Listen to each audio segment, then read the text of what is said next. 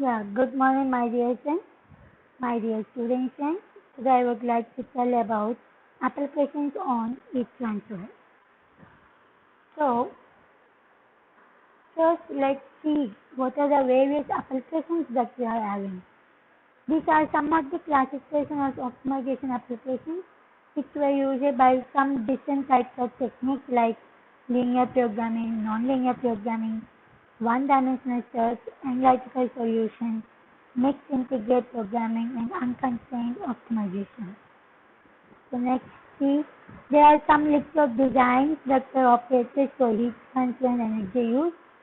One is the fire heater combustion control, heat recovery from stacked gases, fired heater convection section cleaning, heat exchanger network configuration, extended cycle heat exchanger turbine to improve heat transfer, scheduling of heat exchanger cleaning, air cooler performance, fascinating towers for which we are going to find out the optimal ratio, heat exchange, and so on.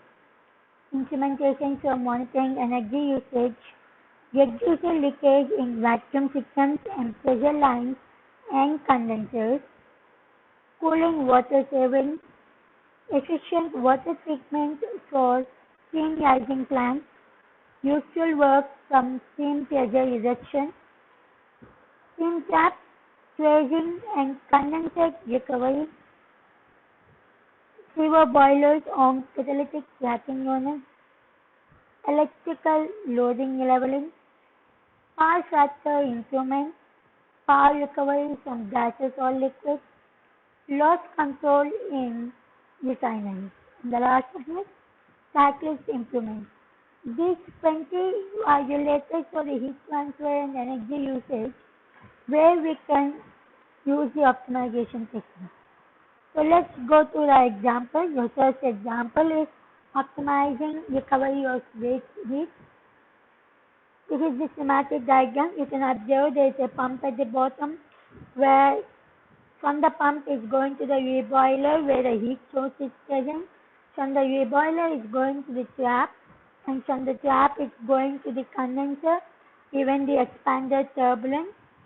So the turbine generator is giving the power to the turbine, and from the turbine and from the trap, this is going to the condenser to the heat sink, and then from the trap, some part is going to the receiver, and that receiver again recycled to the pump.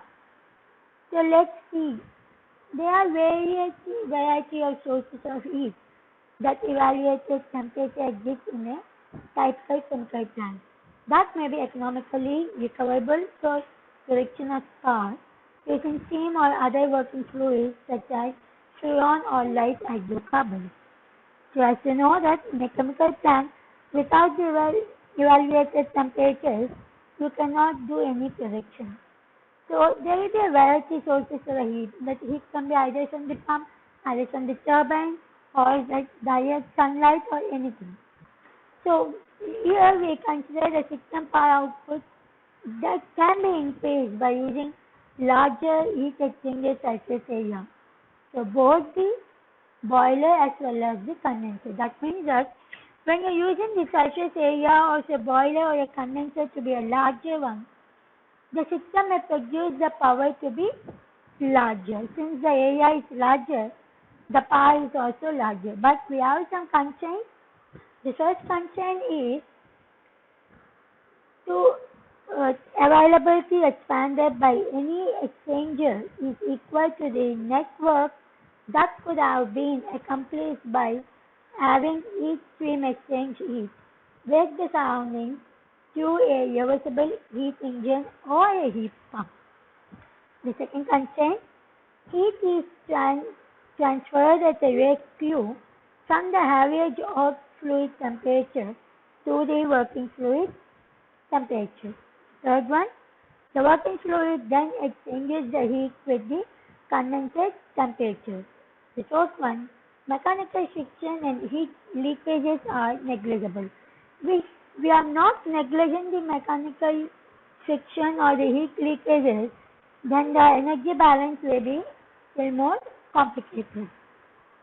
Then, so from these constraints and the given schematic diagram, we can write a work availability, or we can have an equation for a reversible work availability that was coming from the Q at a temperature Ts with the condension temperature T2 can be written as W1 equals to Q into Ts minus T2 by Ts. Similarly, the reversible work from the condenser to the heat sink. The heat sink is present just below the condenser. That can be written as W2 is equal to Q into Th minus T2 by Th. So now the ideal pi available for the boiler can be obtained by subtracting the reversible work available for both. So W2 minus W1, which is delta W, is equal to Q of T2 by Th minus T2 by Th. So in the third equation, the Th is a variable that can be existed. We can change or we can modify the Th value in the above equation. Q cannot be changed, T2 cannot be changed, and Th also cannot be changed. So the only variable that can be changed is your Th.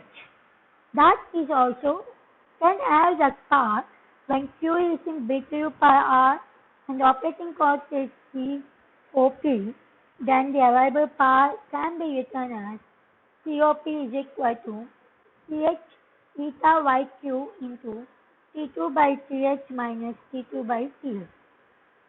So where eta y ch are adjoint. So now let's see what's happening. When can we change the unit equation shows? That equation shows can be minimized only when Th is equal to Th. When Th equals to Th, that becomes the bracket terms will become 0. Means the minimum operating cost can be obtained only when Th is equal to Ts. So this can happen when increases the boiler heat transfer area to an infinite area. So in case if Th is equal to Ts, you will obtain the minimum operating condition. But what will happen to the boiler heat transfer area? That will go to an infinite area. So the area can be calculated using the formula A is equal to Q by U into Ts minus Th. This is applicable only at the operating cost is minimum. So let's see what will happen to your equation 5. So in your equation 5 we have given Q, U, Ts and Th, right? So in that we can get an average heat transfer coefficient U is assumed. When it is assumed? By ignoring the set of pressure drop. So U depends on the working fluid and the operating temperature. So let's now see what will be the cost per unit area of the exchanger. Means the annualization cost, the annualized capital cost for that particular boiler can be written as Cc equals to CAQR by U into Ts minus Th. So now the objective function to be minimized with respect to Th, the working fluid temperature is the sum of the operating cost and the surface area cost. Means here when you're talking about a boiler, the main thing is you need to talk about only the operating cost of your boiler. So you cannot buy a boiler or whatever amount they can obtain. So the main criteria for optimizing any design maximum will be the cost, the capital cost or the cost that you are placing it on your entire plant or anything. So the main objective will become in terms of the cost. So the objective function turns into S is equal to CH eta YQ into T2 by Th minus T2 by Th which is nothing but equation 4, means your CP value, which is the operating cost, plus your CC, which is the annual cost of the boiler, CAQR by U into TS minus TH. So the equation 7 is the main objective function, which can be minimized with respect to your TH.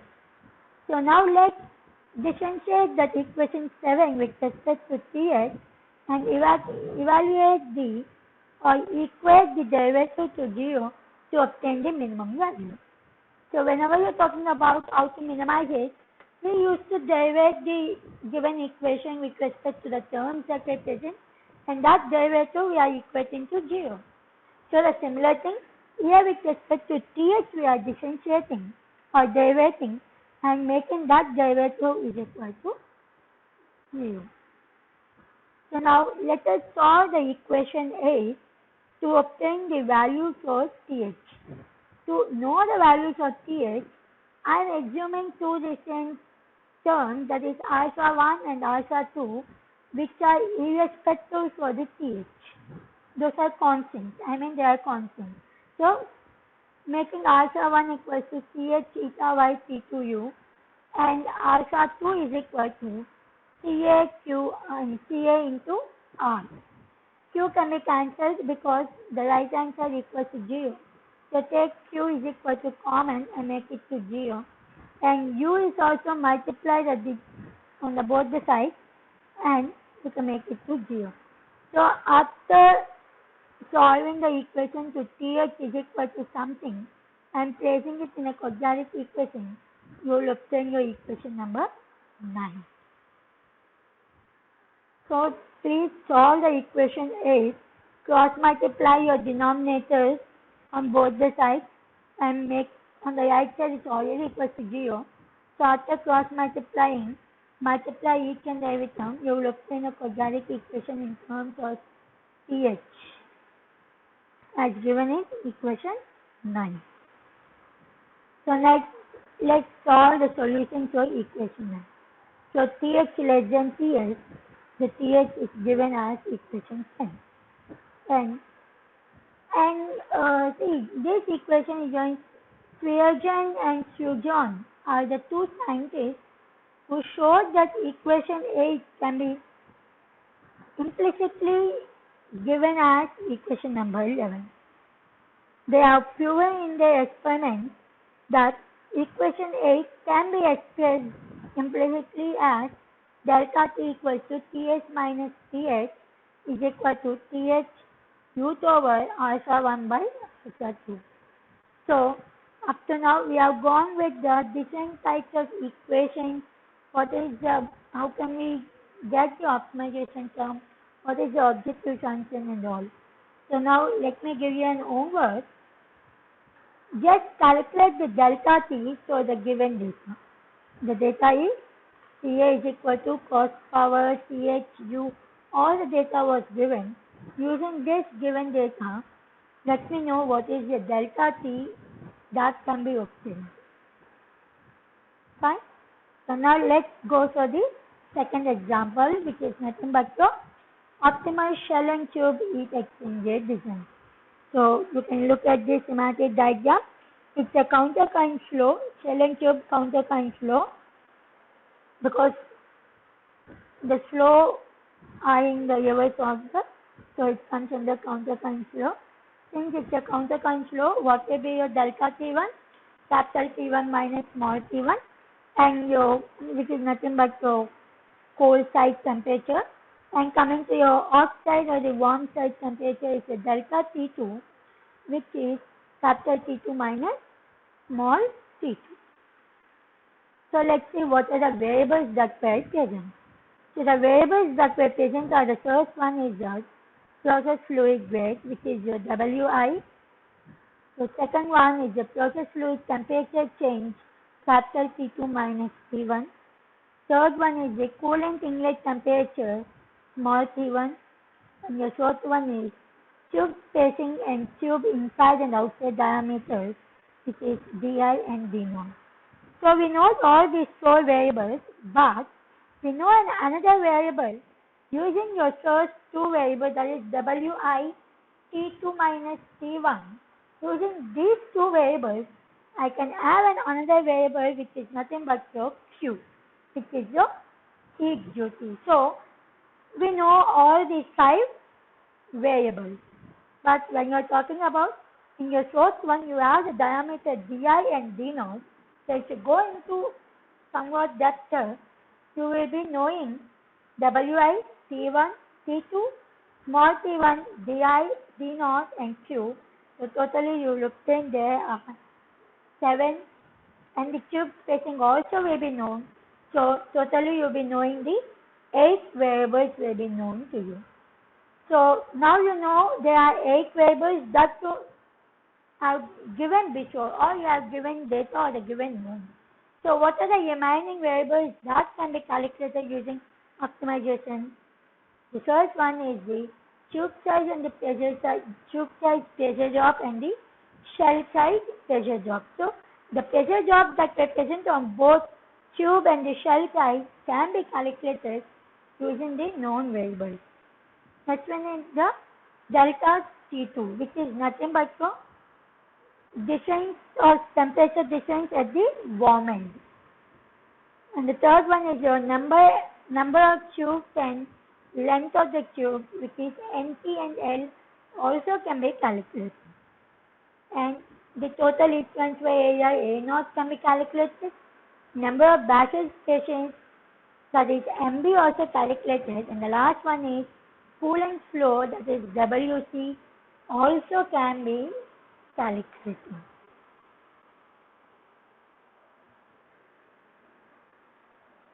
So, using those known variables, we can calculate all these 8 variables by using optimization. So now let's see what's the design equation. What will be the main objective? As I told you in your equation 1, your example 1, whenever we are talking about the heat exchangers or anything, the objective function will be based on the cost. So the objective function in dollars is nothing but C is equal to CTWTY plus CAT0 plus CIEIA0 plus E0 E0 E0. To minimize this particular objective function, we have 4 different sets of variables. The first one is delta T2, second one is A0, third one HI, fourth one H0. But in this, only 3 variables are independent, and the source can be calculated using your heat exchanger, heat duty of your heat exchanger Q. So Q is equal to ST U0 A0 into delta T2 minus delta T1 divided by ln of delta T2 by delta T1, which is nothing but your LMTD. The LMTD has been written here, so Q. So now where ST U0 and HT are the ST will be unity if it is a single pass exchanger. If it is a double pass exchanger, ST is equal to 2. U0 is given with the help of H0 and HI, and HT is your Fouling factor. So now, how can we calculate that particular Fouling factor? So, Fouling factor is obtained based on 1 by U0 is equal to 1 by SA HI plus 1 by H0 plus 1 by HT. So now let's see. So whatever we have seen up to now, there is nothing but we can say that in equation number 1, there is an annual pumping loss that could relate to HI and H0. This can be related using friction factor and J factor relation for both tube side flow and the shell side flow. This was given by Sicily and Bain in 1952. There is nothing but EI is equal to psi I HI power 3.5 and E0 equal to psi naught H0 power 4.7. The coefficients of psi I and psi naught depends on fluid specific heat C, thermal conductivity K, density rho, viscosity mu. So depending upon whatever the fluid specific heat, diamond conductivity, density, and viscosity, your psi I and psi naught will be varying. So now let's calculate the WC, which is your coolant flow.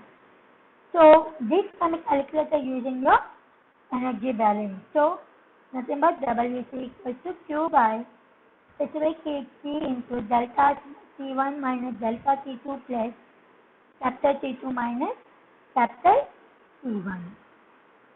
So now let us substitute WC from equation 6, EI from equation 4 and E0 from equation 5 into the equation 1, which is your objective function, which changes the objective function into equation 7. So now we have obtained the objective function.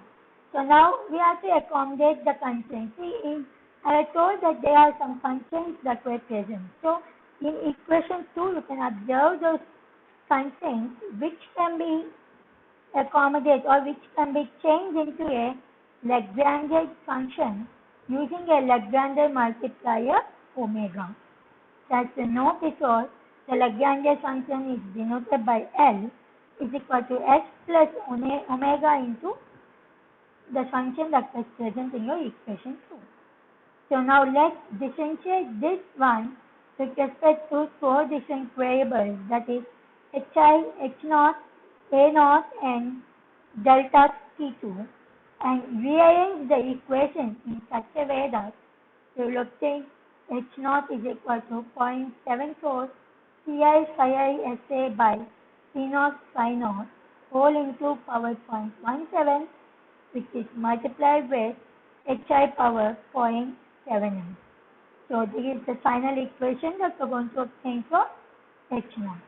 So now let's add the interpretation for the friction losses in the tube side and the cell side, and the heat transfer resistance should be economically balanced. It's nothing but you are interpreting the data in such a way that friction losses present in the tube side and cell side and the heat transfer resistance should economically be balanced. In terms of cost, it should be balanced. Then only we can add the interpretation for the above equation. So now let's see the value of hi can be obtained by solving this equation number 10. So now simultaneously when you are the equation 10 is the final answer, so hi calculating. Using the hi that was calculated from equation 10, you are going to calculate your equation 9, which is nothing but your h0. So apart from this all, we can bring in another relationship. So equation number 6, 9 and 10. That equation is nothing but your equation number 11. So when you are simultaneously solving equation 6, equation 9 and equation 10, you yield with an expression of equation number 11.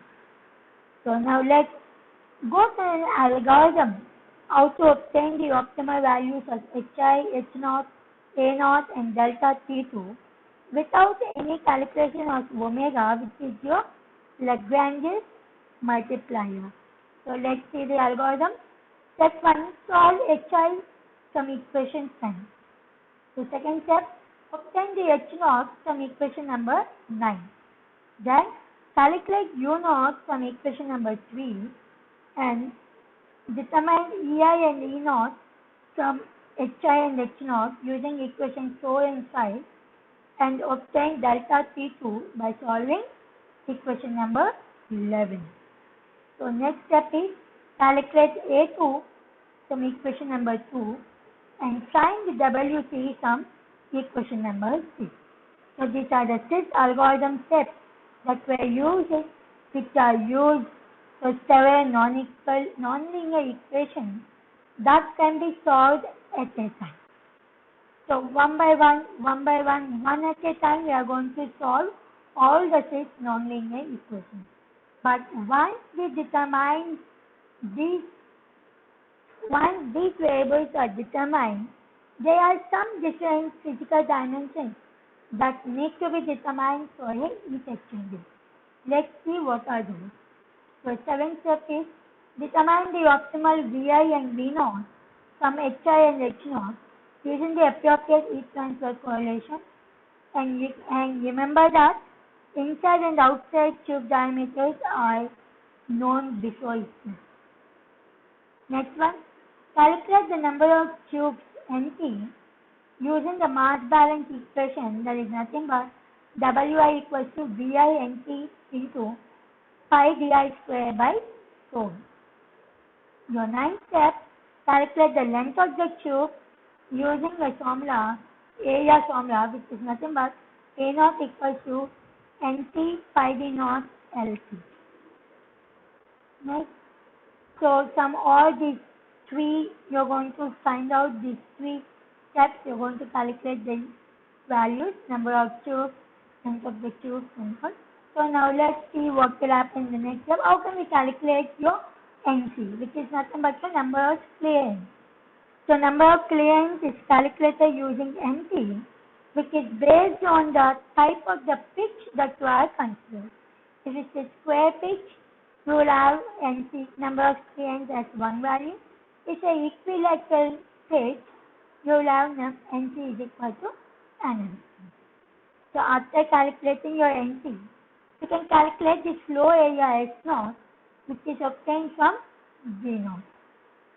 After obtaining S0 and NC, you can easily calculate your number of basals or the basal spacing from S0, A0, NT and NC. So these 12 steps will be very easy for obtaining the design or say single pass heat exchanger. It is for single pass. If you would like to go for the double pass, then your F will be 2 instead of unity. So whatever you're going to consider, it's either a single pass 1-1 or 1-2 or 2-1 or 2-2. These 12 steps are the main steps that were involved in your design of a heat exchanger. So now let's see what's happening with the diffuser. Blindly or simply we cannot write down these many variables, sum of variables, sum of equations and all. You need to check the Digrishow's theorem. So what is the formula for Digrishow's theorem? Number of variables minus number of equations. So let's see what are the different variables and what are the different equations we have obtained. The design variables, we have totally we have 21. Out of 21, 8 variables are known before itself. It is mandatory that those 8 variables should be given to us. So let's see how many equations we have. Equation 2, 3, 4, 5, 6, 12 and 13 are the main equations. There are 7 equations. In the heat transfer correlation, we have Hi and H0 in the 7th step. Hi can be calculated and H0 can be calculated. So there are 2 different equations. And WC can be obtained using U0, V0, S0. So that is 1 equation. So totally we have 10 number of equations. So now let's see what is the Digrishow's theorem. So total number of variables are 21. We have already known 8 variables and we have 10 equations. So 21 minus 8 minus 10 is 3. So we have got Digrishow's theorem equals to 3. But this is true. We can applicable. That means these number of equations and variables can be applicable because in your equation A, we have included a Lagrangian which includes 4 variables with 1 constraint depending to 3 Digrishow's theorem. So we are given 4 variables but 3 are independent and 1 is dependent. So number 3 is to obtain the Digrishow's theorem. That may be satisfying your Digrishow's theorem. So that's the end of the applications on heat transfer. So I have given you an example in a problem in an example 1. I would like everyone to solve that problem and let me know what is the delta T. And in your example 2, I have told you differentiate with respect to TH and all. You have to differentiate all the sets and then equate it to 0 and let me know the output. Thank you, sir, today. Bye bye.